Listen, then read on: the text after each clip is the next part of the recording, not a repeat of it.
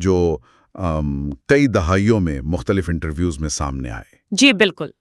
دیکھتے ہیں کہ وقت کے ساتھ ساتھ اس پیچیدہ مسئلے پر ان کے خیالات میں کیا چیزیں نمایاں رہیں۔ جی، اور ہمارا مقصد یہ ہے کہ ان بکھرے ہوئے تبصروں سے، جو آپ کہہ لیں تقریباً 1970 سے لے کر 2010 تک پھیلے ہوئے ہیں، ان سے اہم نکات اور سوچ کے زاویے نکالیں۔ صحیح۔ اور یہ یاد رکھنا بہت ضروری ہے کہ یہ کسی ایک مکمل، آپ کہہ لیں، خطاب کا حصہ نہیں، بلکہ مختلف مواقع پر پوچھے گئے سوالوں کے جوابات ہیں، ان کے اقتباسات ہیں۔ ٹھیک ہے، تو چلیں ان کو دیکھتے ہیں۔ سب سے پہلے میرے خیال میں 2010 کا ایک انٹرویو ہے جہاں پائیدار امن کی بات ہوئی تھی۔